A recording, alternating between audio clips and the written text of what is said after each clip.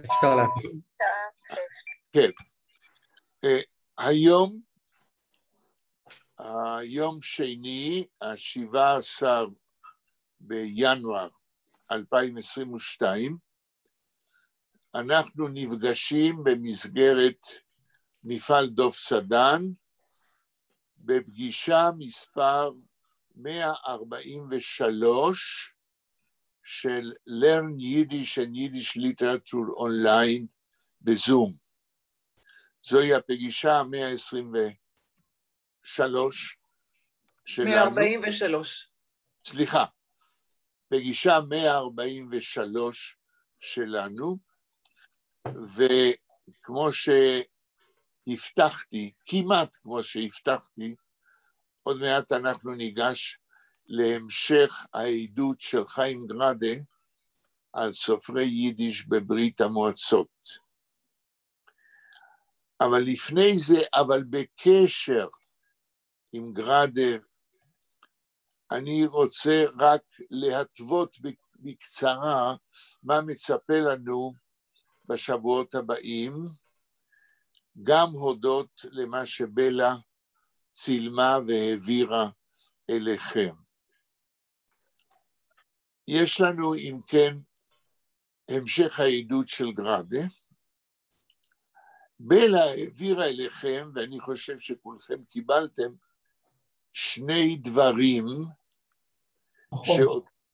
שנקרא כדי להשלים את הסוגיה על גראדה באותו קטע שהקדשתי לו.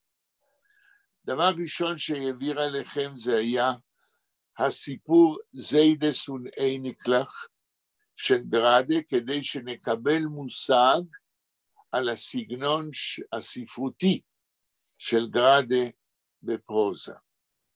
דבר שני שבלה העבירה אליכם לא מזמן, זה מאמר של דוב סדן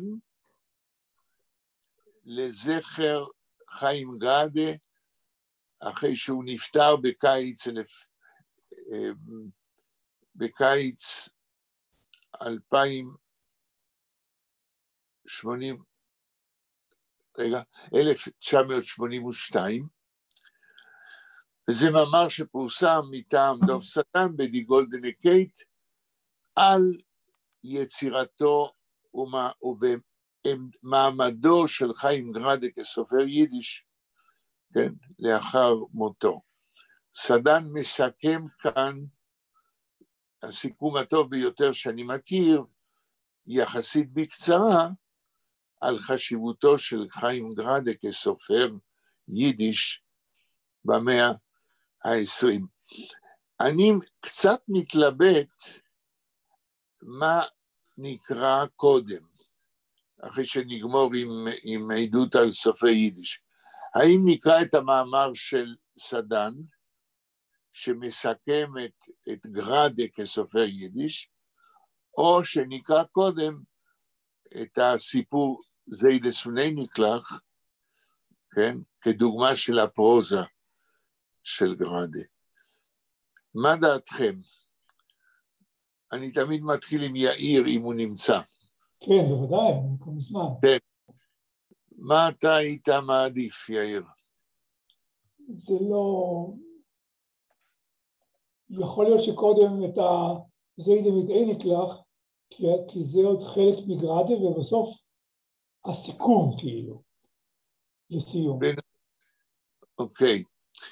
שלמה, מה אתה אומר? אני מצטרף ליאיר. קודם כל נראה מה... אני לא קראתי שום דבר של גראדה. אוקיי. אני נראה במה דברים אמורים, אחר כך נקרא...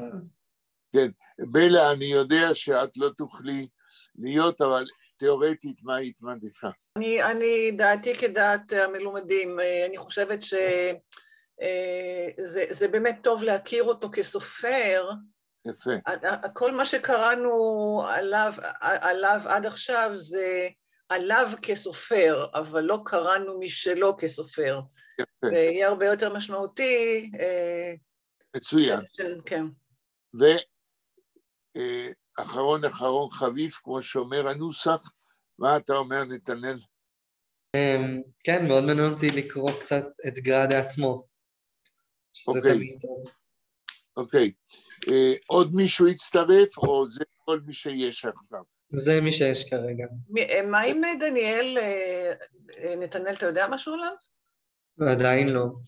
אוקיי. זה רציתי גם לשאול, כי בפעם שעברה הוא לא היה, נכון? אני חושב שלא. לא, הוא לא היה והוא גם לא הודיע. אני תמיד מבקש מכולכם להודיע כשאתם לא יכולים לבוא.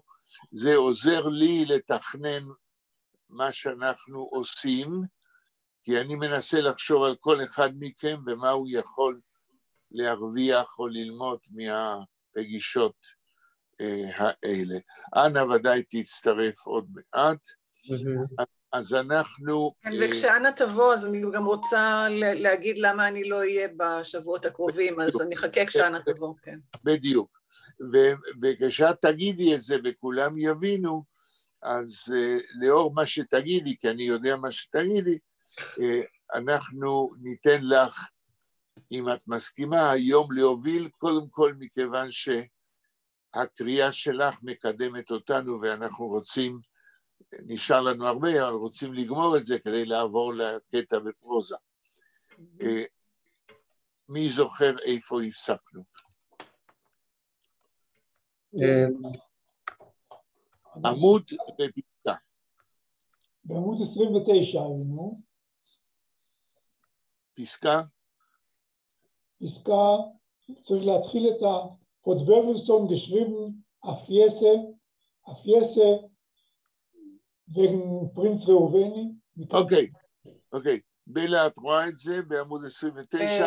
אני מחפשת את זה עכשיו, עוד רגע. רגע. hat Bergson geschrieben, Afiese wegen Prinz Reuveni. איזה עמוד אמרת? 29? 29. הנה דניאל הצטרף. יופי. שלום דניאל. רגע, אז איפה עצרנו, יאיר? עצרנו gestorben in ein eisernem Steig. אייזרנר שטייג. אוקיי, כן. ואז מתחיל הפסקה הבאה, בלה בפסקה. דניאל, שלום. הוא יכול לדבר? רק רגע. לא. אז אולי יכול לפתוח. הוא גם לא משתף תמונה, אז אני אפילו לא יודע אם הוא שם. אבל אני לא יודע, פעם קודם היה לו בעיות עם המצלמה, אז אני באמת קשה לי לדעת. הנה. טוב. דניאל? כן. היה תקוע, ניקחו, לא יודע מה. שלום דניאל, אנחנו עכשיו ממשיכים לקרוא את העדות של גראדה, עמוד 29. בלה. כן, אני קוראת. כן. hat Bergson geschrieben a Piese wegen Prinz Reuveni, wenn ich hab noch besser hat geschrieben dem ersten Akt, gewusst, mit was es darf sich endigen der letzte Akt. עוד משפט? אוקיי. אז wenn mit Prinz Reuveni schmieden in Ketten und mit ihm führen in Steig, in einem mit Prinz Reuveni ist gewesen Shlomo Molcho. Shlomo Molcho ist verbrennt geworden. Und ihm hat Karl der Fünfter eingesetzt in der Steig. המשפט האחרון היה בסוגריים. כן, האם את יכולה אפילו לא לתרגם מילולית, אלא לתמצת את העניין כדי שנמשיך הלאה? אני קצת... אוקיי, אז אני... זה קצת רץ ככה, שאני לא מבינה, על איזה מחזה שברגלסון כתב, על הנסיך ראובני. כאשר בא מפואלס לביתו של ברגלסון, על רקע תקווה של היהודים שקרים יימסר להם, אחרי שגרשו את את הטטרים, הוא ביקש מחוילס, המנהל של התיאטרון ביידיש, הוא ביקש מברגלסון לכתוב מחזה על התקוות האלה של יהודי ברית המועצות לקבל את קרים, ואז ברגלסון כתב מחזה, הוא הרחיק את העדות של התקוות בזמן אמת, וכתב מחזה על פרינץ ראובני, כן, שדמות היסטורית מהמאה ה-16, כן, איפה שמדברים כאילו על פתרון, כן, למדינה, ליהודים, על בסיס ההיסטוריה, הביוגרפיה של נסיך ראובני מהמאה ה-16, והביוגרפיה שלו, כדי להסוות את העובדה של יהודי ברית המועצות במאה ה-20, היה להם תקוות לקבל כאילו מדינה משלהם בברית המועצות. אוקיי. משפט הבא. טוב. Wird der Prinz Ruveni sagen, als jeden kennen mehr nicht sein Wandervolk. שהנסיך ראובני יגיד כאשר ברגלסון יכתוב את כן. כן, שיהודים לא יכולים להיות יותר עם נודד, עם בנדודים. כן. Sie dürfen haben an eigene Heim. הם צריכים שיהיה להם בית משלהם. נכון.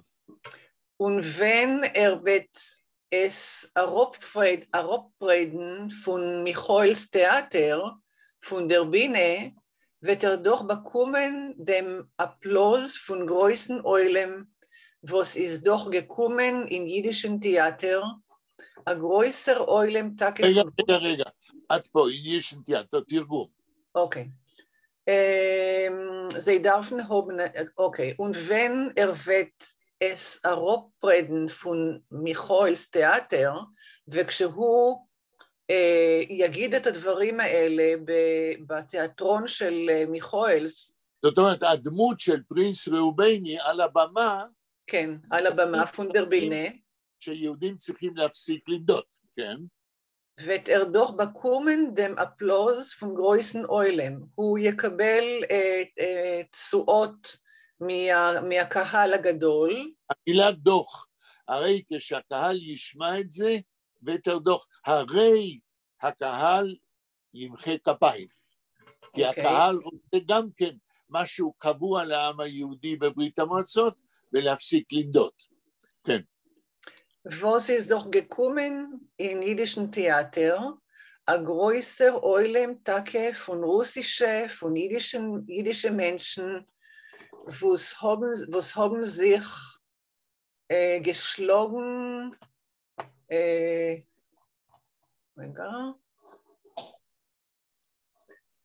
auf der russischen Fronten und mutige Menschen, 3 נקודות. כן, היה איזה משהו הייתה איזושהי הערה שאני ככה לא שמתי לב, לא, זה משהו שכבר קראתם נראה לי. רגע, רציתי באמת לבקש בפעם שעברה וגם עכשיו. כן. אם יש הערות, אל תדלגו עליהן. כן, אז אני חוזרת רגע אחורה. רגע, ובפעם שעברה אני חושב שדילגנו על כל ההערות ולא קראנו אותן. טוב, אז אני אקרא את ההערה מהקטע שאני קראתי, על שלמה מולכו is verbrand geworden, אז יש הערה ככה. שלמה מולכו, 1500 עד 1532, המקובל, ein Onus von Portugal, was hat öffentlich gekämpft für die nationale Auslösung von Israel und was ist verbrannt geworden in Mantoe, Italien. מנטובה, או מנטובה, כן. מנטובה. מנטובה, כן.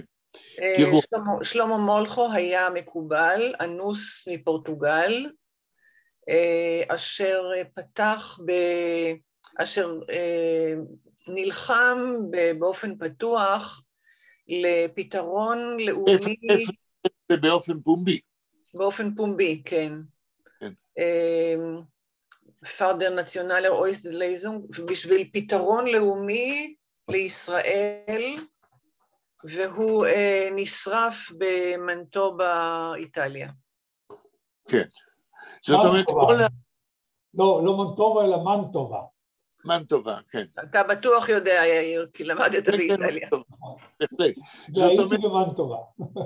כן, אז אנחנו רואים כאן, שפתאום ברגלסון ומיכואס, שני יהודים רוסים בברית המועצות, משתמשים בספרות כדי לעשות תעמולה לעצמאות לאומית בתוך ברית המועצות, שזה דבר מסוכן. פלא שגמרו את שניהם. סליחה? פלא שגמרו את שניהם. נכון, בסוף סטלין רצח את שניהם. אז יש כאן בעצם ספרות יידיש נלחמת על העצמאות הלאומית בתוך ברית המועצות, תוך סכנת מוות שלצערנו זה קרה. כן, תמשיך. כן. אוקיי. רגע, אני רוצה כן. Größer Eulen Tage von russische, von jüdische Menschen, was haben sich geschlagen auf die russische Fronten. Und mutige Menschen, כן. אז... פה מדברים ברקע, וזה מפריע. אפשר למי שמדבר לעשות מיוט? נעל את הדלת, חיצונית. כן. כן. אוקיי. אז יהודים רוסים בעצם, הוא אומר. נכון. יהודים רוסים, יהודים אשר haben sich geschlagen, לחמו. לחמו, אוקיי. כי גשלוגן זה הלכו מכות, לא? גשלוגן זה ללכת מכות, אבל גשלוגן זה גם להשתתף במלחמה ולהיאבק כחיילים. כן. אוקיי. ומוטיקי מנשן ואנשים אמיצים, נכון. 3 נקודות, ודוס זין 3 נקודות. אני נותן את ההקשר, או מקשר, כן? כן. מדברים פה מי הוא הקהל שישב באולם בתיאטרון. אלה היו חיילים יהודים בברית המועצות, שלחמו למען רוסיה, ועכשיו הם רואים מהבמה, הם רואים בשורה, איך צריכים יהודים להילחם על העצמאות הלאומית שלהם. הכל נאמר בצורה מוסווית, בגלל הסכנה של המשטר הקומוניסטי. הלאה. כן. ודוס ברנגן צו אן אויפשוונג פון דם נציונלן גפילן. תרגום. שזה יביא לאופשוונג, כאילו פריחה. איך? פריחה. פריחה, אוקיי. כמו שאנחנו אומרים שוונג בעברית. בדיוק. כן. פון דם נציונלן גפיל, של הרגשות, של ההרגשה הלאומית. נכון. מבית שוין פרשטיין, אז דוס מיינטמן ניטרו וייני פון 16. Jahrhundert, נוממן די מלחומה מיטן דייטשן קרים. תראו. הם כבר יבינו, שלא מתכוונים כאן לראובני מהמאה ה-16, אלא מתכוונים למלחמה עם הגרמנים בקרים.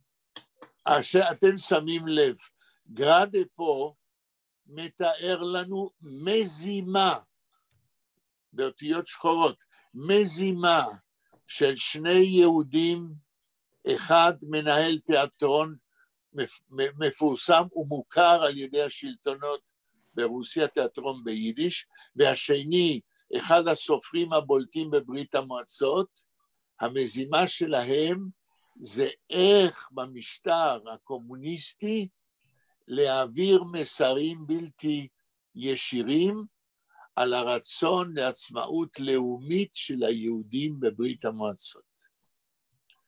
האם יש שאלות לגבי מילים או לגבי מה שנאמר, או שאפשר להמשיך? אפשר להמשיך. כן, אז אני רק אומר, לפני שפלה ממשיכה, יש לנו כאן תיאור, הייתי אומר, הירואי, תיאור של גבורה יהודית במשטר דורסני, בכל זאת להלהיב את הקהל היהודי בתיאטרון, שלא ישכח שהחופש שלו כלאום יהודי הוא אחד הדברים החשובים והערכים בספרות ובתרבות שלהם תחת השלטון הקומוניסטי. זוהי חתרנות לשמה. בלה. Pflegt David Bergelsson bei Tag schreiben und in die Nacht mit mir schmusen. דוד ברגלסון נהג לכתוב במשך היום, ובלילות לשוחח איתי. זאת אומרת שגראדה אומר לנו, כל מה שאני אומר כאן זה אני שומע מברגלסון, מה קרה אז במוסקבה, כן? תחת שלטון סטלין, ניסיון הייתי קורא לזה, של התנגדות לאומית בצורה מתוחכמת. הלאה. כן, יש כאן אגב צילום של חיים גראדה, כן. כתוב חיים גראדה, auf die Hoves von der Größer Schule, Vilna, ספטמבר 1945. זה כאשר גראדה חזר מברית המועצות, ישר לווילנה, העיר שלו, ההרוסה. כן. Dank dem Ivo von der Leuben abzudrucken die Fotos in dem Artikel. יפה. ihr wisst, כן, עכשיו זה השמועס ביניהם. כן. ihr wisst, חיים, was unser Unglück ist? אתה יודע, חיים, מה האסון שלנו? אומר ברגלסון. אומר ברגלסון, כן. כן. סוגריים, ist doch gewesen von die begeisterte Tour für Birobidjan amol und hat angeschrieben ein Buch Birobidjan, aber von Birobidjan ist gar nicht geworden. Das ist eine besondere Siebe, ein besonderer Schmues. תזכור נזכור עד שם, גראדה מסביר בסוגריים, מי הוא הברגלסון הזה שמדבר ככה? כן. ist doch gewesen von die begeisterte מתלהבים. מתלהבים? נלהבים. begeisterte. נלהבים. כן, אני רושמת לי פשוט. אוקיי. הוא היה מהעושים הנלהבים למען בירוביג'אן. 1928, אם אני לא טועה, כאשר עלה בירוביג'אן כשטח שאולי הרוסים נותנים ליהודים לשם עצמאות לאומית. כן. אוקיי. אמול, und hat angeschrieben ein Buch בירוביג'אן. האם יש הערה? האם מה? האם יש הערה למשפט הזה? לא, אין. אין. טוב, אצלי בבית פה מולי, יש לי הספר על בירוביג'אן שברגלסון כתב, עוד לא הספקתי כנראה להכניס את ההערה. זאת אומרת, ברגלסון היה נלהב ב-1928 לרעיון שהיהודים יקבלו כאילו מחוז עצמאי משלהם בבירוביג'אן. הלאה. אוקיי. Das ist eine besondere Siebe, ein besonderer Schmues Farvos. זה סיבה נפרדת לשיחה נפרדת. פרבוס, למה הוא כתב דבר כזה? למה? אוקיי. מכיוון שברגלסון לפי מה שגראדה רומז, כמו שהוא הסכים עם מיכואלס לכתוב דרך הפרינץ ראובני על הצורך,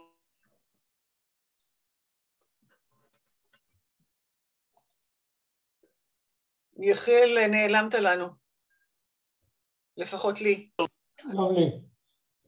יחיאל, גם נעלמת. לי.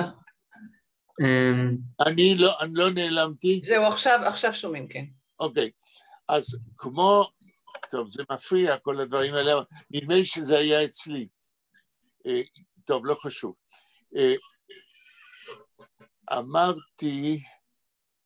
רציתי להגיד, כן, שכמו שברגלסון חשב על הצורך של עצמאות לאומית בתוך ברית המועצות בתקופה של בירוביג'אן בסוף שנות ה-20, ככה מנסה גראדה להסביר למה הוא נלהב לכתוב פרינץ ראובני לצורך עצמאות לאומית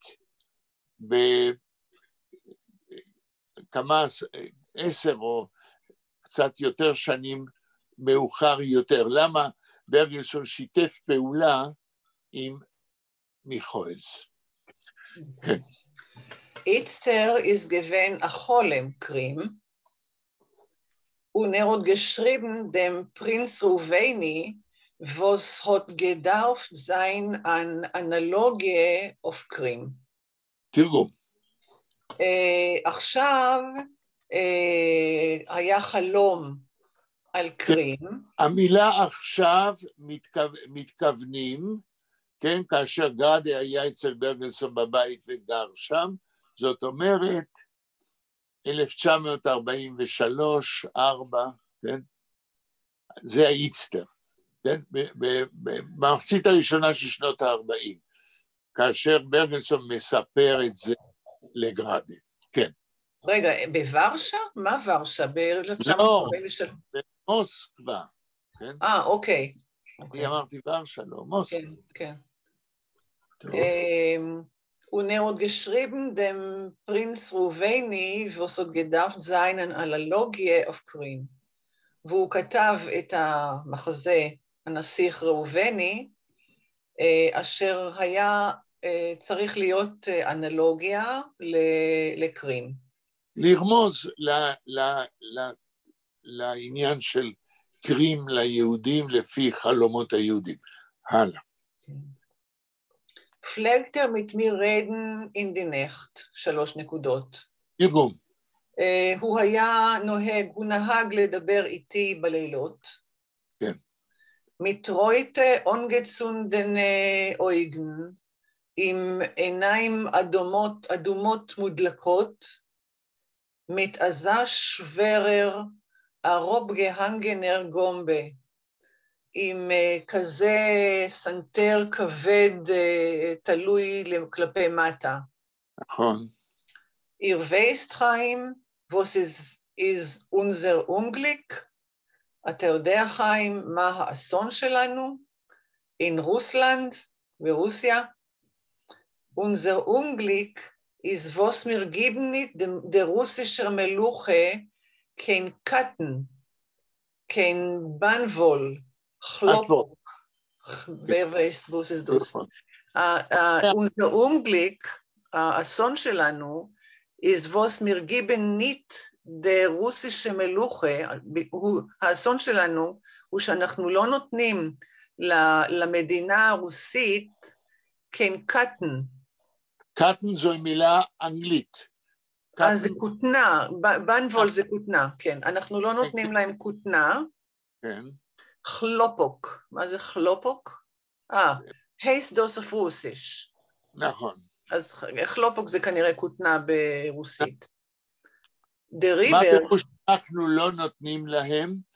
הרי היהודים, כן, הם היו עירוניים, והיו שבטים אחרים ברוסיה, שסטלין היה לוקח מהם פרודוקטים כאלה, בשביל התעשייה של בגדים וכולי, וברגלסון לא הבין, כן, שהיחס ליהודים זה לא מפני שהם לא מספיק פרודוקטיביים לצרכים של רוסיה, אלא מפני שזה אנטישמיות. אבל הוא האמין, כן, שאם היהודים יקבלו שטח ויהיו חקלאים, אז היחס אליהם יהיה טוב יותר. הלאה. אוקיי.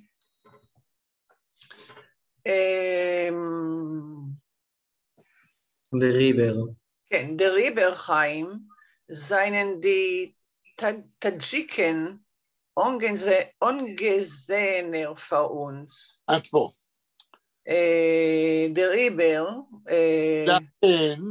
לכן, חיים, מכיוון שלנו אין כותנה, ולטאג'יקים יש כותנה, הלאה. seien die Tadschiken ungesehener für uns. מה זה ungesehener? יותר מכובדים. הטאג'יקים מספקים קטן, ולכן חושב ברגלסון שסטלין מתייחס אליהם ביותר כבוד מאשר ליהודים. אוקיי. Und die Turkmener seien ungesehener für uns. וגם הטורקמנים הם יותר מכובדים לפנינו, für uns. כן, כי הם נותנים, איך אומרים, חומר גלם שסטלין צריך. כן. In dem Milchomeion haben wir doch alle gelebt in zentraler Asie, und wir haben בשנות המלחמה, in dem Milchomeion, haben wir doch alle gelebt, אנחנו כולנו חיינו in zentraler Asia, באסיה המרכזית, und wir haben gesehen וראינו, אז חוץ זה haben in der Geschichte gehabt, שלמרות שבהיסטוריה שלהם, היה להם הגרויסה פואטישה קולטור und Vergangenheit, אות די אזייטישה פלקר. טוב, אז חיינו במרכז אסיה וראינו שלמרות שבהיסטוריה שלהם, זאת אומרת הטאג'יקים והטורקמנים. כן, העמים האסייתיים, כן. כן. הייתה להם היסטוריה עם ספרות, תרבות ספרותית, ופרגנגנהייט, ועבר, כאילו... עבר תרבותי, כן. עבר תרבותי. הודי אסייתי שפלקר היו העמים האסייתיים, 3 נקודות, הקולוסלה קולטור ופרגנגנהייט. תרבות ענקית, מה זה אונפרגנגנהייט? למה... ועבר עשיר, והיה להם עבר עשיר. כשאומרים פרגנגנהייט אז מתכוונים לעבר עשיר? כאילו זה הכוונה? לא, פרגנגנהייט זה עבר. כן. אבל מתוך ההקשר הוא אומר שלעמים האזייתיים האלה היה להם ספרות ועבר תרבותי עשיר. Okay. Seien sie in unserer Zeit gewesen auf ein ganz niedrigen Kulturniveau. אז אף על פי שבעבר הם היו עשירים מבחינה תרבותית וספרותית, in unserer Zeit, בזמן שלנו, מה קורה? בזמן שלנו? gewesen auf ein ganz niedrigen Kulturniveau. הם היו בזמן שלנו ברמה תרבותית נמוכה. כן. נמוכה מאוד, הגנץ נידריקן. נכון. כן. Aber wir haben gewusst, sein Unsinn לגבי Jiden in dem sowjetischen System, אבל אנחנו ידענו את החשיבות שלהם בהשוואה או לעומת היהודים, כן, אף פי שהיו ברמה נמוכה תרבותית, כן, סטלין מאוד קיבל אותם, כנראה בשביל הקטן, בשביל החומר הגלם, כן. כן. גם סטלין בעצמו הוא הרי גיאורגי, זה גם כן לא רוסי אסלי, זה לא רוסי סלאבי. סטלין זה, שמו של סטלין, כן, ויזריונוביץ' ג'וגשווילי סטלין, זה שמו המלא. אוקיי. להמשיך? כן.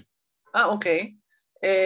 In the Sowjetischen System, במערכת הסובייטית, כן.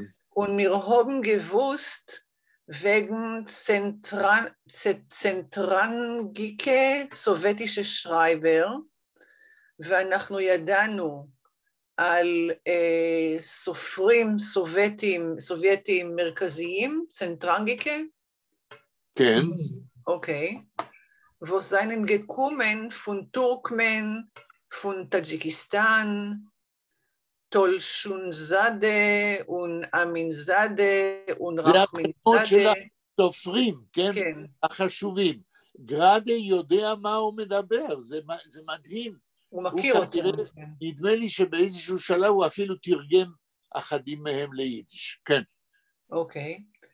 ולכהובן פרנומן דם ארשטן אורט, אשר תפסו את המקום הראשון, ונדוס הוד ברגלסונן וייגטון, וזה כאב לברגלסון. כן. ויילה הרוד גבוסט וספר הכויך איז, משום שהוא ידע איזה כוח הוא עצמו. כסופר. כסופר, כן. פלגטר מיר זוגן, הוא נהג להגיד לי, ihr weißt חיים, פרוווס די שרייבר זיינן חושב ומיר ניט. אתה יודע חיים, למה הסופרים האלה חשובים, הוא אמר, כן.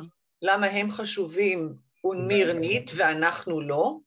רגע, אני פה למד משהו חדש, שהידע של גרדה על הסופרים האלה, הטורקמנים וכולי, זה הוא למד מברגלסון, כי ברגלסון סיפר לו עליהם.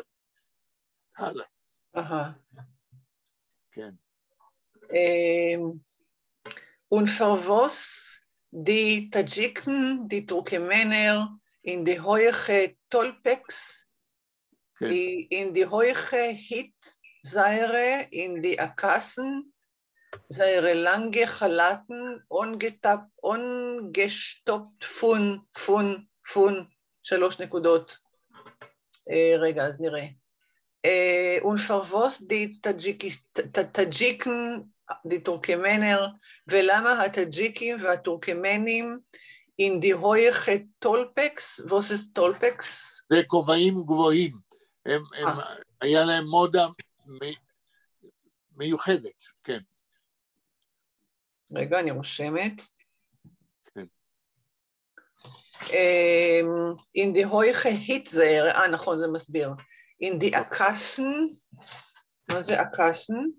הוא מסביר בהמשך. אוקיי. in die Akassen, sehr lange Chalaten, ungestoppt von החלוקים הארוכים שלהם, כאילו המעילים העליונים. היו לבושים, כן. כן. ungestoppt. דחוסים מבפנים, מלאים ב3 נקודות. אוקיי. von Katten, von Bavel, פרוווס, זאת אומרת, אלה היו בגדים עליונים, שהחלק הפנימי היה מלא ממה שהיה להם כחקלאים, שזה היה קטן, כן? וחומר גלם שהיה להם בשפע. כן. פרווז הזוי חושב, weil sie geben der Meluche Chlopok, Katten. Und als wir wollen geben Katten, wollen wir euch sein חושב. נו, זה נאיבי, כן? כן, איך יהודים ייתנו קטן כשהם לא נולדו בצנטרל אסיה, כן? אוקיי. גרדה פה גם מספר לנו מה השיחה, וגם רומז כמה שברלסון היה נאיבי בקטע הזה. אולי הוא לא היה נאיבי, אבל הוא הבין שהיהודים מעולם לא יוכלו להיות יותר חשובים מאשר הטאצ'יקים והטורקמנים. כן. פלגטר קלפן, הוא נהג לדפוק. כן. חיים, טוק טוק, טוק טוק, חלופוק, חלופוק, חיים. האיש על סף הייאוש, כן? כן. הרי הוא לא אידיוט, והוא יודע שזה לא יהיה, כן. כן. אוברפונדם חולם is gornisht geworden, אבל מהחלום הזה לא נהיה כלום. של קרים, כן. כן, מהות, 3 נקודות, wie die Milchome hat sich geendigt, hat man sie also getan von der Heuch, als sie sollen sich herausschlagen vom Kopf, sehr משוגס, mit der jüdischen Meluche in Krim. תרגום. אבל מהחלום הזה נהיה כלום. לא נהיה כלום. מה שמהות, כאילו מתחיל, מהות. לא נהיה כלום, זה כאילו נהיה משהו, כי כלום בעברית זה משהו. לא נהיה דבר, לא קרה כלום. לא נהיה דבר, כן. וידי מלחומה עוד זיך גאנדיקט, כמו שנגמרה המלחמה.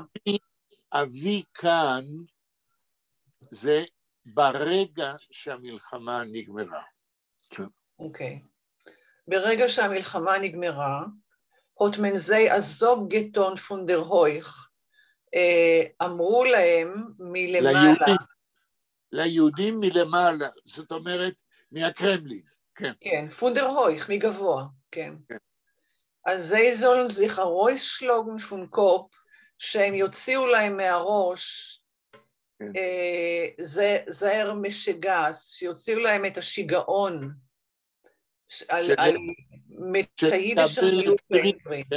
על מדינה יהודית בקרים.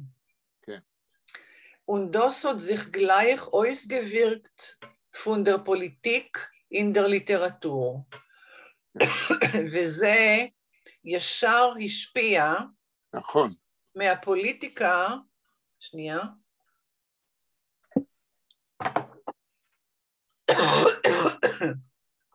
מהפוליטיקה על הספרות. נכון. ברגלסון hat nicht gekannt die Pièce endigen. ברגלסון לא יכול היה לסיים את המחזה. לא היה טעם שהוא יכתוב, מכיוון שהיה ברור שהצנזורה לא תאפשר את זה. כן. Und das ist gewesen an ungeheuere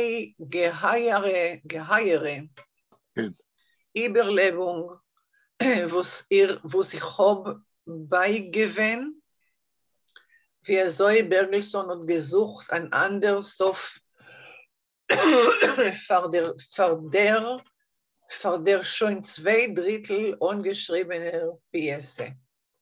תרגום, כמה מילים ותרגום. אוקיי, und das ist gewesen ein ungeheuere, שאני לא יודעת מה זה ungeheuere. ungeheuere זאת אומרת, אבל רגע, אחרי ungeheuere צריך גם את שם העצם. מה בא אחרי ungeheuere? Überlebung. Und das ist gewesen a ungeheuere Überlebung. וזו הייתה חוויה, Überlebung, ungeheuer בממדים ענקיים, משהו יוצא דופן בעוצמתו. ungeheuer זאת אומרת שלא אי אפשר לאמוד את עוצמתו, את גודלו. מה היה חוויה מאוד עוצמתית? wo sich beigewesen, שאני הייתי על יד זה? שאני הייתי בזמן התרחשותה, שהוא היה עד לזה, נכון, על יד זה, כיצד ברגלסון לא יכול היה לגמור את המחזה, מכיוון שכל התקוות נגוזו לגבי קרים, ומלמעלה רמזו להם, תרדו מזה. כן, wir soll ברגלסון עוד gesucht an Andershof, איך ברגלסון חיפש סוף אחר, כן, war der schon 2/3 ungeschriebene Pièce. בשביל המחזה הזה שכבר 2/3 ממנו הוא כתב. היה כתוב, כן. ולא היה יכול לסיים את המחזה בכיוון הזה של עצמאות לאומית, וברגלסון התחיל לחפש איך בכל זאת לסיים את המחזה, וגראדה נכח כאשר הדילמה הזאת הייתה במוחו של ברגלסון. האם יש שאלות לגבי מילים או לגבי הבנת כל הקטע שאנחנו קוראים באקסטנסיביות? אשאל אחרת, האם די מובן מה שאנחנו קוראים? כן. או שמישהו... כן. אוקיי. יש לי שאלה. כן, מה בבקשה. בשביל סטלין בדיוק, מה בשבילו היהודים? איך הוא התחשב בזה, כאילו? תגיד עוד פעם את השאלה, אני רוצה להבין מה אתה שואל. אני שואל, מה בשביל סטלין, איך הוא ראה את מה זה היה בשבילו יהודים, כאילו? טוב, כדי לדעת מה סטלין חשב, מה זה בשבילו יהודים, יש לנו איזו הערה, אני מקווה כן, אנחנו לא קראנו את ההערות בפעם שעברה, אבל מה שאני זוכר, ב-1913, סטלין כתב את התפיסה הקומוניסטית, מה ברית המועצות צריכה להיות, ושם הוא הסביר שאין מקום ללאומיות מיוחדת, אלא כל העמים שגרים ברוסיה צריכים להפוך לעם אחד, אין שום מקום לייחוד לאומי. זו הייתה הגישה שלו, והיהודים היו לאום שעמדו לו כמו עצם בגרון, כן? הוא רצה לבטל את הייחוד של היהודים כיהודים. זה כבר מראשית שלטונו. ואם ניתקל בהערה, אז נוכל להגיד לך איפה אפשר לחפש את הגישה העקרונית של סטלין נגד כל אופי לאומי בברית המועצות. הלאה, בלה. Ihr wisst doch, meine liebe Freund, was Tschechow hat einmal gesagt, אתם יודעים הרי, חבריי האהובים, אומר גראדה לקהל שלו בזמן הרצאתו. כן. was Tschechow hat einmal gesagt, מה שצ'כוב אמר פעם, wenn es öffnen sich die Biene von Theater und auf der Wand hängt ein Bix im ersten Akt, muss sie ausschießen in Vierten. כאשר נפתחת הבמה, בבימת התיאטרון, ועל הקיר תלוי רובה במערכה הראשונה, הוא חייב לראות ברביעית, במערכה הרביעית. בבימוי, ברגע שרואים, הקהל רואה רובה על הבימה כשהמחזה מתחיל, הרי הרובה לא נמצא שם במקרה. הלאה. מצחיק, בעברית אומרים שרובה שיופיע במערכה הראשונה יירה במערכה השלישית. לא הרביעית, זה מעניין למה השינוי. זה אומר צ'כוב. הלאה. כן. טוב, אני חושבת שהכוונה היא לאותו רעיון. לא, זה אותו רעיון, זה מעניין השינוי הזה. נתנאל רק מתענג על השינוי הקטן במערכה שלישית ורביעית. רביעית, כן. Und if sie schießt nicht aus in Fährten, tut sie nicht hängen in ersten Akt auf der Biene. ואם הרובה, כן, הרובה כאן הוא זי, כן, היא, כן, כן. ואם היא לא יורה במערכה הרביעית, אז אסור שהיא תהיה תלויה במערכה הראשונה על הבמה. שהרי זה גודש שלא מביא להבנת המחזה, אלא רק מבלבל את המסתכל. ווס, 3 נקודות, מה 3 נקודות, ארהות דוח ופגיבוית אפייסה. אז הוא בכל זאת בנה מחזה. ברגלסון, כן? בנה מחזה, ועכשיו יש לו בעיה לסיים אותו בצורה אחרת ממה שהוא תכנן.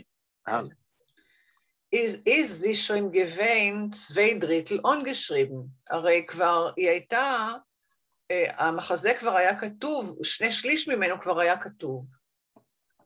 Hat schon probiert in Theater und hat gedarft unschreiben dem Sof, was hat gehabt, wie es darf haben a Dramaturg, a Schreiber, eider schreibt noch on die erste Shure.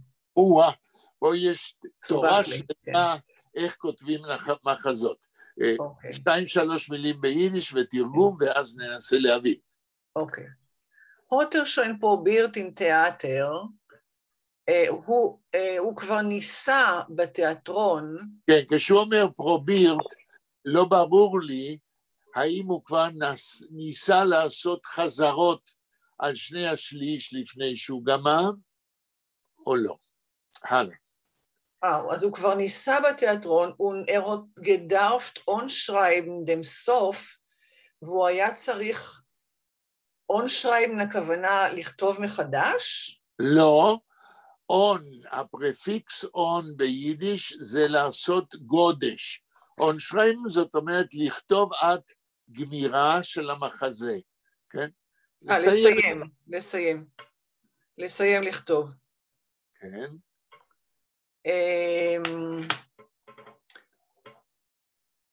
unschreiben dem Sof, was hat gehabt, הוא היה צריך לסיים לכתוב את הסוף למה שהיה לו, זה רגע אחד. unschreiben dem Sof, was hat gehabt. כאן גראדה אומר דבר מפתיע, אם כי לא, אלא מפתיע אותנו, אומר גראדה, ברגלסון כותב מחזה, 2/3 הוא כבר כתב, ורק היה חסר לו לכתוב את הסיום שכבר היה לו. הסיום, אומר גראדה בהמשך, למי שכותב מחזה, נמצא בכיסו של כל כותב מחזה, לפני שהוא כותב את המחזה כולו. זאת אומרת, עוד מעט נראה לפי המשך, לברגלסון כבר היה סיום. כן, עכשיו אני מבינה. הוא לא יכול לכתוב אותו, כי מלמעלה, כן, השלטונות קלקלו לו את הסיום. כן. darf unschreiben dem Sof, was hat gehabt, wie es darf haben a Dramaturg, a Schreiber, der schreibt noch on die erste Shure. שלפני, כמו שצריך להיות כותב מחזות, מחזאי, נכון. לפני שהוא כותב את השורה הראשונה, זאת אומרת, הסוף חייב להיות לו מוכן. נכון. כן. הליד ומירווייסן דם סוד, כן, weiß הפואט ständig nur die erste Shure.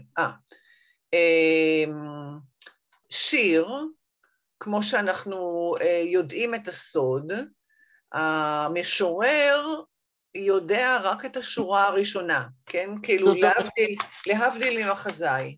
נכון, עכשיו מה שגראדה אומר כאן, הוא לא סתם אומר, הרי גראדה היה משורר, לפני שהוא היה פרוזאיקון, ובין 2 מלחמות העולם הוא כתב בעיקר שירה. אז גראדה פה מעיד דבר מאוד חשוב בפואטיקה, ששיר אתה יודע איך אתה מתחיל, אתה לא יודע איך אתה מסיים. אבל מחזה, אתה חייב לדעת את הסוף לפני שאתה מתחיל לכתוב את המחזה. יש פה דיון מאוד מעניין, כן, על אומנות הכתיבה של ז'אנרים שונים. הלאה. Und das ruft man sich in der Poesie, ולכך... לא. בואי תקראי הלאה, כי אני עוד לא רואה גם. אוקיי. Und das ruft man das in der Poesie, die gewünschte Schure, die erste Schure, weiter ist schon wie Gott wird. רגע. Die gewünschte Schure, die erste Schure, עד פה. אוקיי. Und das ruft מה man... זה דוס? תמיד כשיש ביידיש המילה דוס, זה אומר לנו שאנחנו צריכים לחשוב על מה מדברים. ולכך... לא, מה זה דוס? אז זהו, אני מנסה לנחש. על מה הוא מדבר? כן. ruft man in der Poesie, ולשורה הראשונה. נכון. כן. נכון. ולשורה הראשונה קוראים בשירה השורה המבורכת. השורה הברוכה. למה השורה הברוכה או המבורכת? מפני שברגע שלמשורר יש שורה ראשונה כתובה על הנייר, זה כבר יוביל אותו הלאה. היא כבר קובעת אם הוא רוצה או לא רוצה את הכיוון של ההמשך. אני רוצה להזכיר כאן שעמוס עוז, שהיה גם מרצה בספרות באוניברסיטת באר שבע, היה לו הרצאה על איך מתחילים, מהי השורה הראשונה, כן, הוא דווקא דיבר על מהי השורה הראשונה אצל עגנון בפרוזה, אבל עמוס עוז היה מודע לעובדה שהשורה הראשונה קובעת הרבה לגבי משמעות הטקסט, ואולי גם להמשכו. עכשיו, האם יש ביניכם חברי הזום ששומעים אותנו, מישהו שפעם כתב שיר? יאיר? אני מבין את השאלה, מה זאת אומרת שמישהו... לא שמעתי. אני לא מבין את השאלה, מה זאת אומרת שמישהו כתב פעם שיר? האם אחד מכם פעם ניסה לכתוב שיר? אני לא. דניאל? דניאל שומע אותנו? לא ממש. אוקיי. נתנאל? כן, לי הצעה. יש לנו בישיבה מעין מפגשי כתיבה כאלה, ששנה שעברה הייתי הולך אליהם. כן. כן, אפשר להגיד. והאם חשת מה קורה כשאתה כותב את השורה הראשונה, הרגשת שזה באיזשהו מקום קובע משהו, מוביל אותך או לא? ודאי, זה קובע הכי הרבה. למרות שאם יש לך רעיון שאתה רצית להגיד לפני שהתחלת לכתוב, אז זה עד כדי כך קובע שאתה יכול באמצע השיר להתעכל ולהבין שהלכת למקום שאתה לא רצית בכלל. יופי, אז אתה פיתחת את מה שגראדה אומר לגבי החשיבות של השורה הראשונה. שלמה, מה איתך? שלמה? שלמה, אתה על מיוט. אפשר? To unmute. נתנאל, אתה יכול... אני אומר שאני תרגמתי שיר. לא. אני שואל אם כתבת בעצמך. לא, אני רוצה להגיד לך, אבל כשמתרגמים שיר, ואתה מצליח בבית הראשון, אז זה ממלא אותך סיפוק כזה שאתה מוכרח להמשיך. לא, בסדר. זה אני מקבל, זה ליד הדיון שלנו. תודה על התוספת הזאת, אבל אני עדיין רוצה להתמקד בעניין של מה מרגישים אם כותבים שיר עם השורה הראשונה. בלה, אי פעם כתבת שיר? כן, כן ולא, כאילו, אני נוהגת לכל מיני אירועים משפחתיים, או כל מיני כאלה, לכתוב מין דברים זורמים כאלה, עם קצת חריזה, עם קצת מבנה. כן. אז האמת היא שזה נכון, שברגע שיש לי את ההתחלה, אז זה רץ. נדמה לי שלא מתחילים שיר, כמו שמתחילים ספר, למשל עם כותרת ודברים כאלה. כאילו, לא ברור, לא בטוח שהשורה הראשונה היא יותר משמעותי, או פחות, או לא יודע. כן. לא, זה כאן אני שואל רק למי שפעם התנסה בניסיון לכתוב שיר. לגביי אני אגיד שיש אמירה שאני מאוד מצדד באמת שבה, מי שכותב שירים בגיל ה-20 שלו, סימן שהוא בגיל ה-20 שלו. מי שכותב שירים בגיל ה-40 שלו, סימן שהוא משורר. עכשיו, אני עשיתי את שני הדברים, ואני רוצה להגיד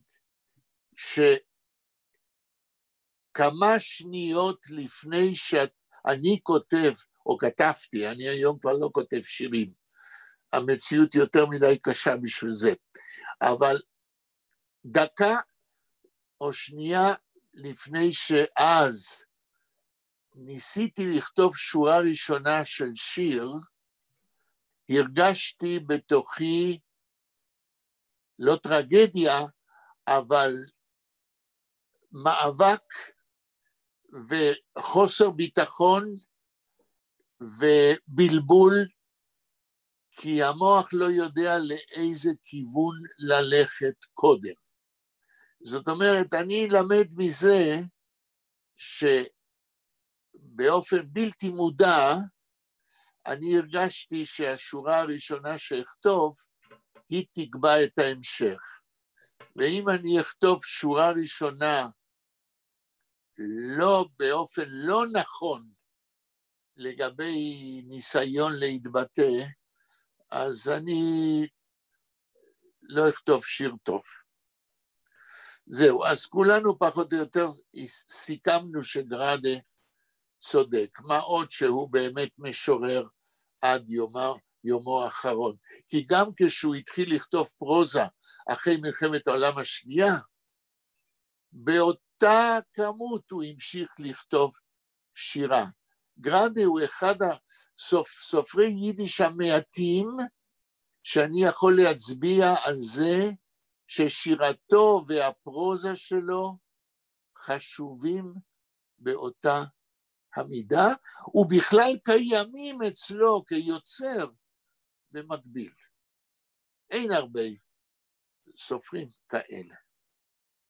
וגם זה הייתי מוסיף לקרדיט שלו כקלאסיקון רביעי. כי מנדלה אולי תרגם את פרק שירה, כן? שבסידור, אבל הוא לא, עד כמה שאני זוכר, לא הצטיין בכתיבה שירה, אלא רק פרוזה. פרץ, כן, כתב, אבל הפרוזה שלו, עד כמה שאני מבין, יותר חשובה ועשירה. ושלום עליכם, אותו דבר.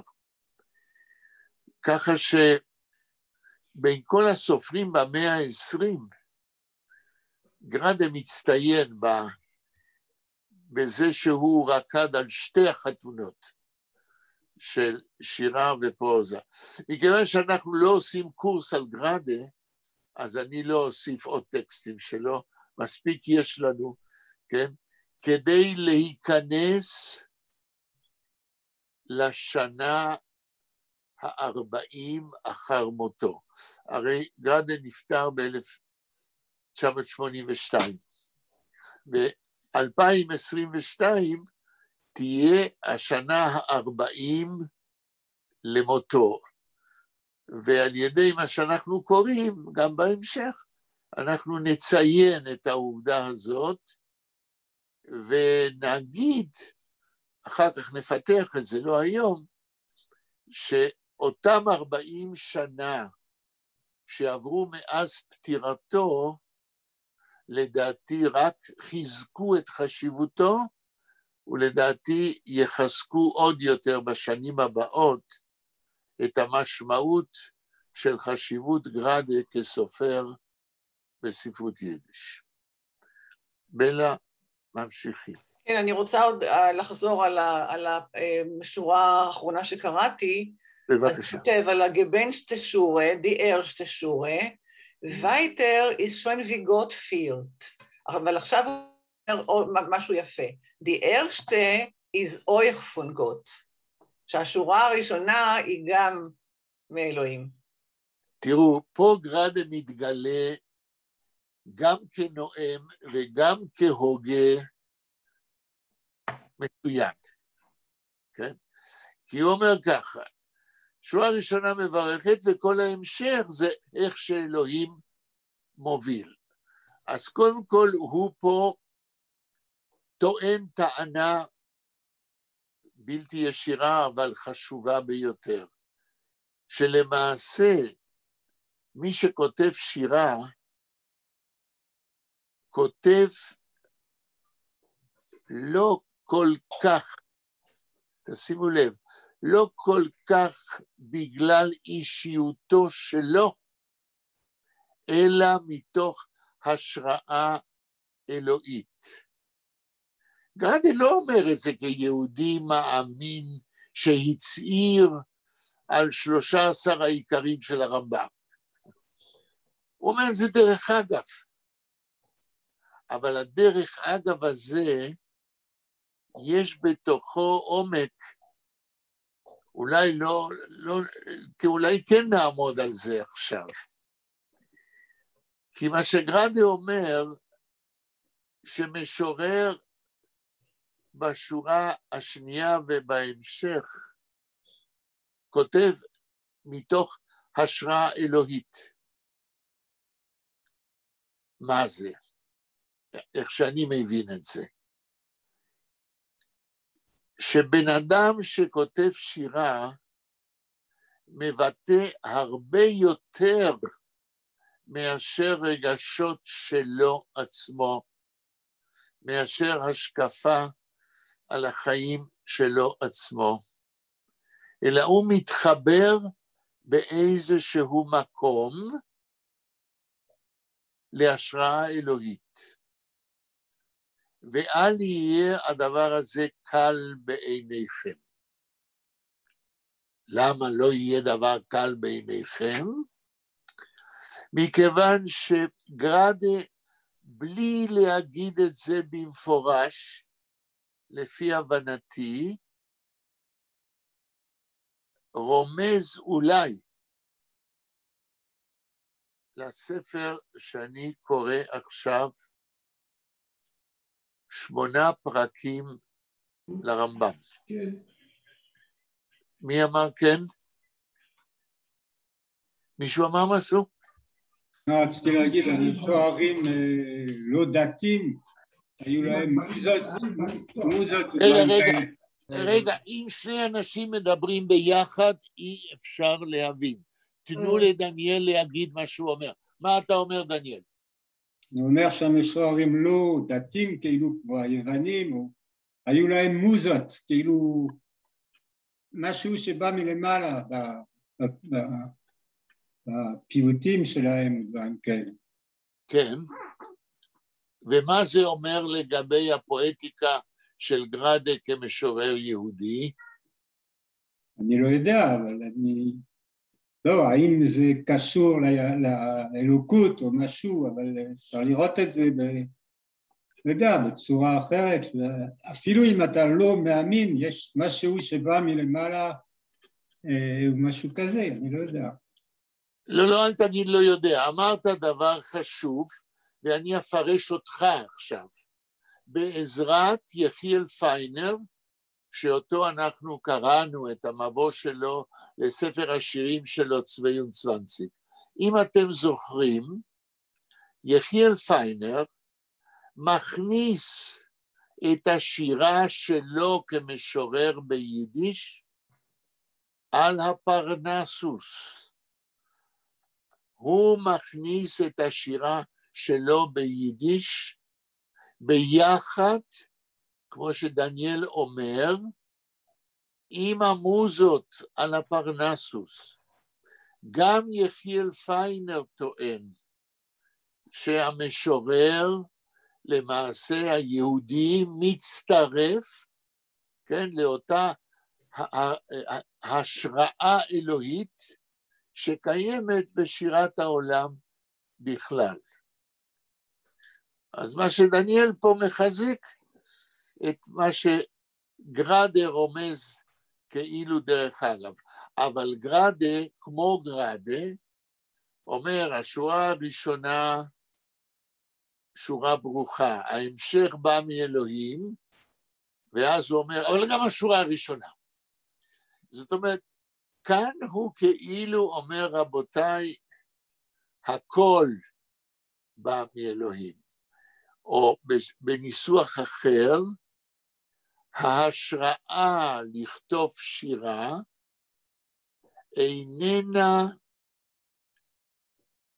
איננה יכולת או כישרון אנושי בלבד, אלא באשר לאדם יש מצלם אלוהים, כמו שכתוב בפרשת בראשית, שבצלם אלוהים ברא את האדם, כך גם השירה.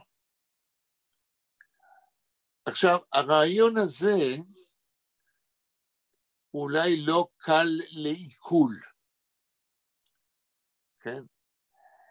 אני שקורא עכשיו את 8 פרקים לרמב"ם בפירושו של פרופסור ליבוביץ', אולי מסוגל קצת יותר להבין את העניין.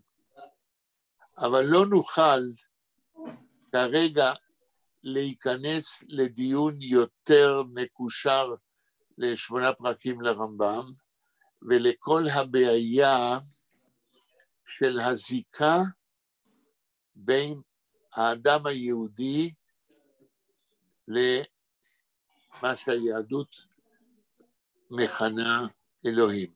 זה עניין קצת מסובך, וזה יסיט אותנו מהקו. אבל אני אנסה להגיד משפט אחד, שב8 פרקים לרמב"ם, ליבוביץ' מפתח סביב אותו משפט של הרמב"ם את כל ההסברים שלו.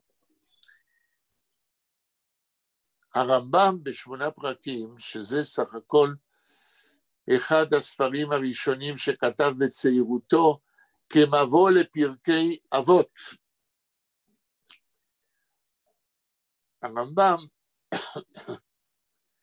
טוען, ואני עושה את זה פשוט כי צריך לקרוא את שפתו של הרמב"ם ולפרש אותה בעזרת ליבוביץ' כדי לראות את המקור. שאני הבנתי, הרמב"ם טוען שהדבר היחיד שקיים בעולם ללא שינוי וללא תמורה וללא פיחות, הדבר היחיד שקיים זה אלוהים. אני יודע שאני פה אומר משפט של הרמב"ם שהוא לא ברור מההתחלה, אבל מזה נובע שכל דבר אחר הוא נובע מזה, מעצם קיום של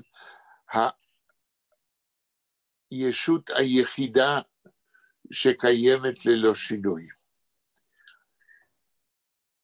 ועד כאן, כשגראדה אומר מה שהוא אומר, על אותה שורה שבלה ראתה אותה כחשובה להסביר מה הוא אומר, וקרא עוד כמה מילים,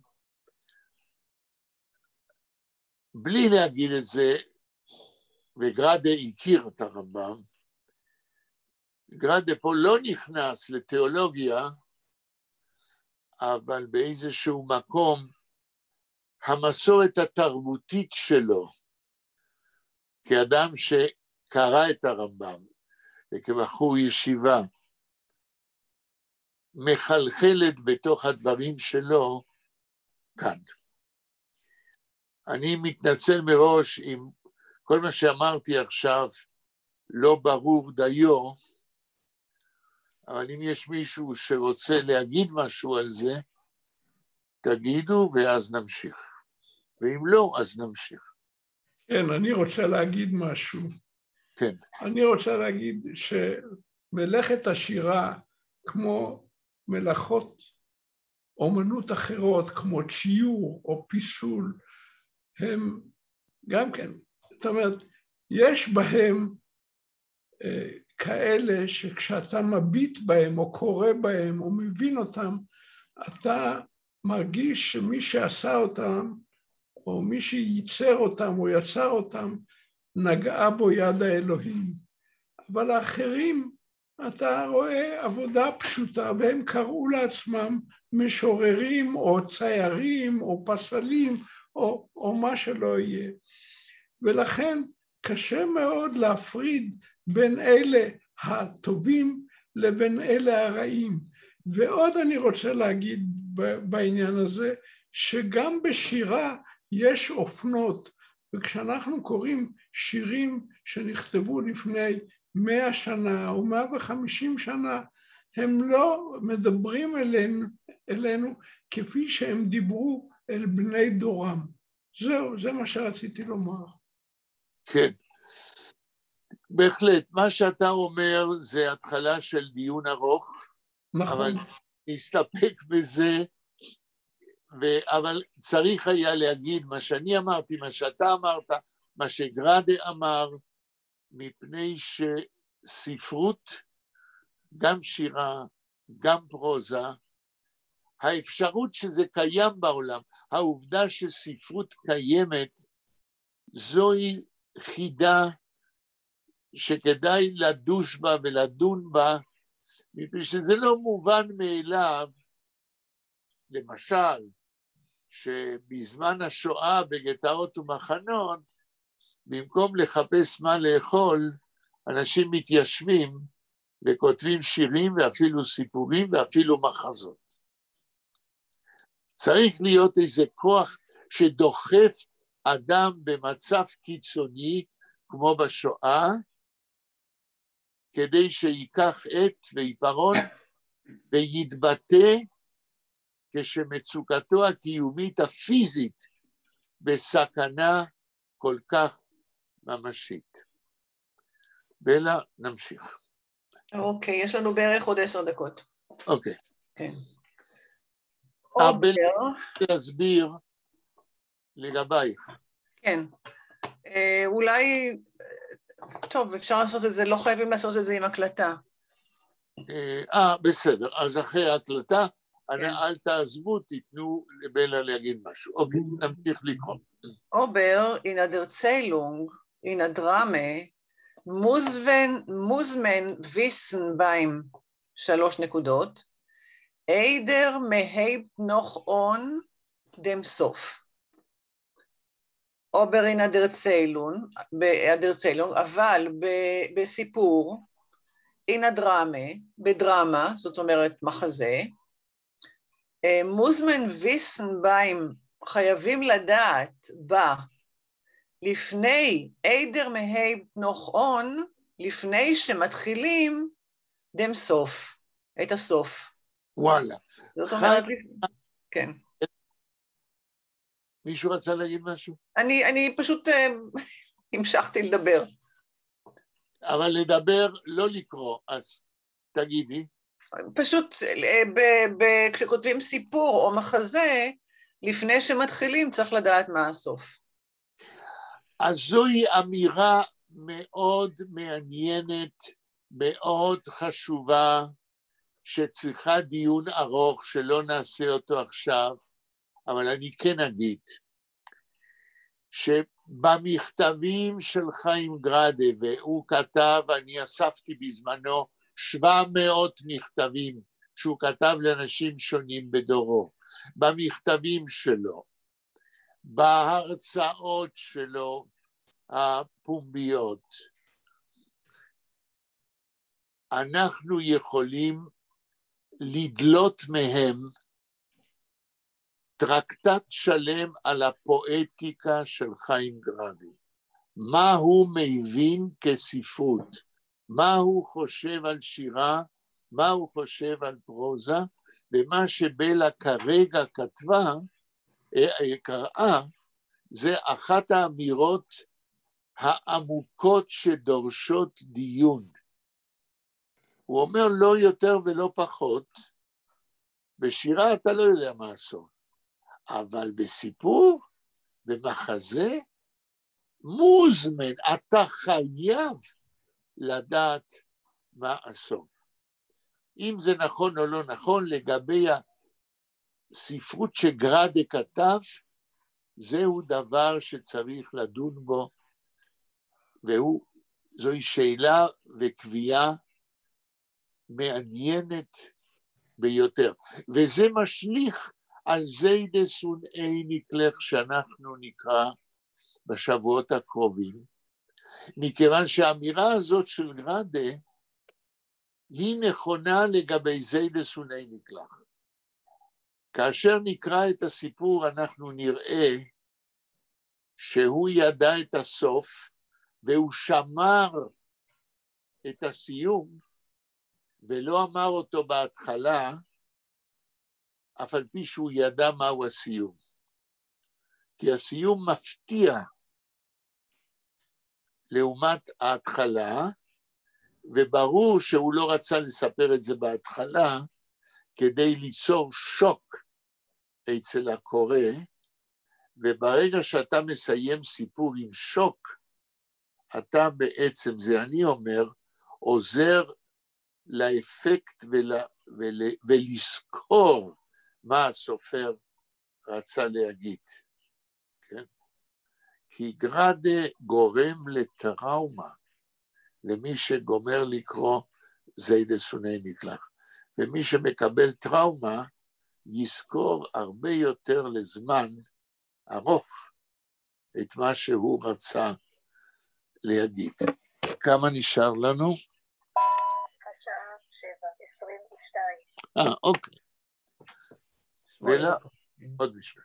Und der Sof ist gewesen wie der, 3 נקודות, wie David Reuveni geht in Keiten und sagt. לא in Keiten, אלא in Keiten. in Keiten. בשרשראות.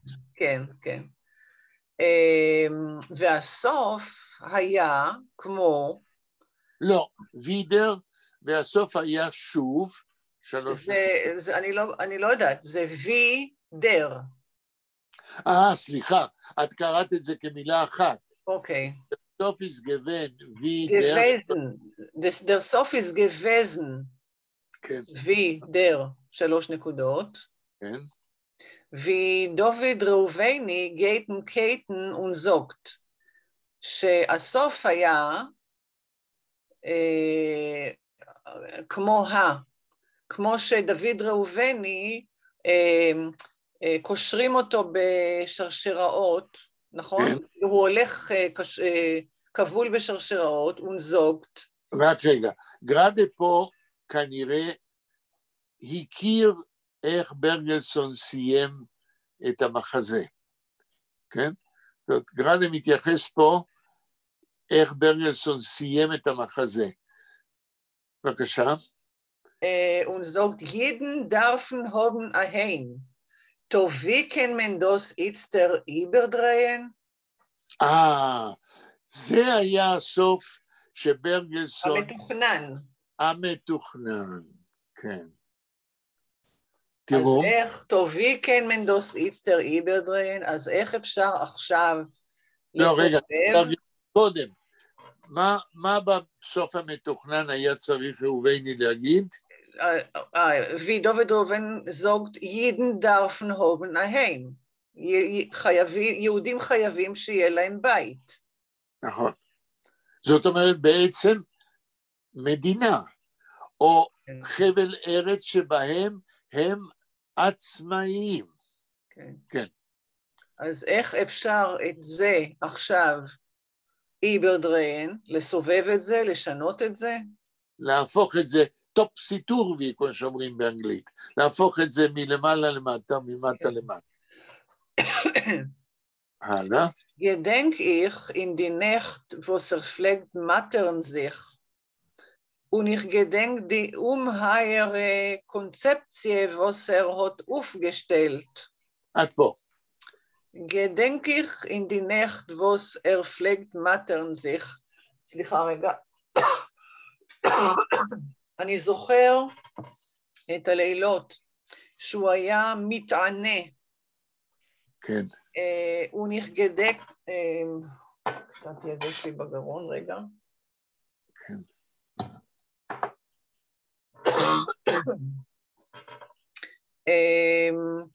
ואני זוכר... את רוצה שנעביר למישהו אחר? לא, זה בסדר. אוקיי. ואיך הוא היה מתענה, הוא נחגדנק די גהיירה, ואני זוכר את הקונספציה הענקית. ללא גבול. ללא גבול, כן. גהיירה, קונספציה, was hat aufgestellt, מה שהוא הניח, הקונספציה שהוא בנה, שהוא בנה במקום הסוף המתוכנן. אוקיי. כדי zu überanderschen dem Gang von der Piese. כדי לשנות. נכון. לשנות לגמרי, איבר, לא סתם אנדרשן, נכון. איבר אנדרשן. dem Gang, את המהלך von der Piese, של המחזה הזה. נכון. Oberdos ist jetzt nicht wichtig. אבל זה עכשיו אינו חשוב. Die Piese Ruveni is aufgefallen. המחזה ראובני התמוטט, is aufgefallen. aufgefallen, זאת אומרת, נפל הצידה ולא היה יותר אקטואלי. כן. כן.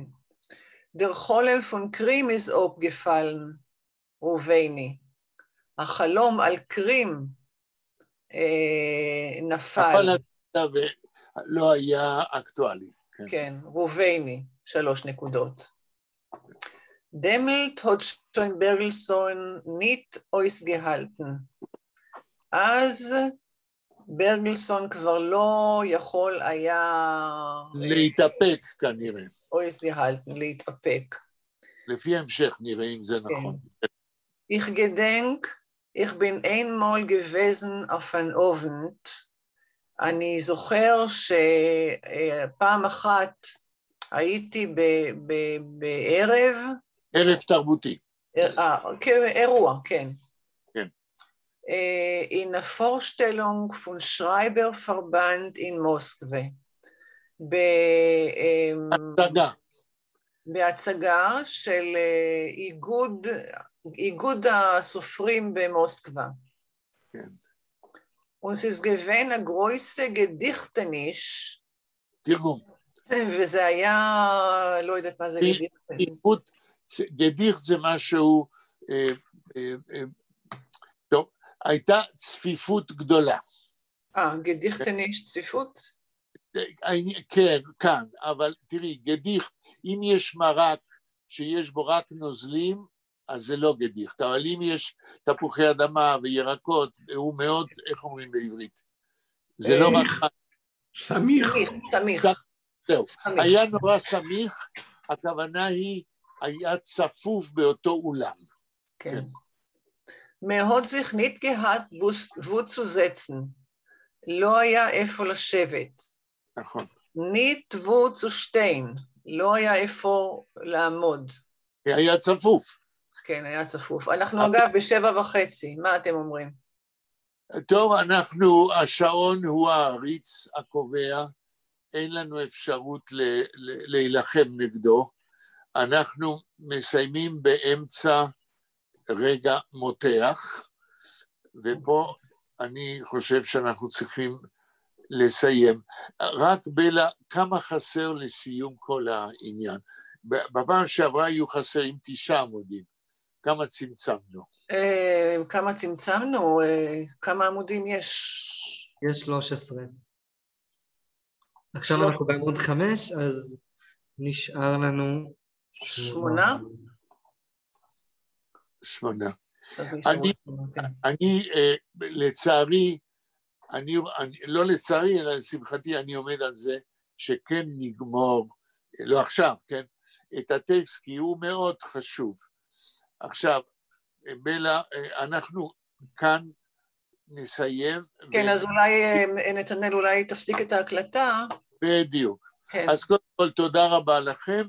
נתנאל יפסיק, אבל אל תלכו, כי בלה רוצה למסור הודעה.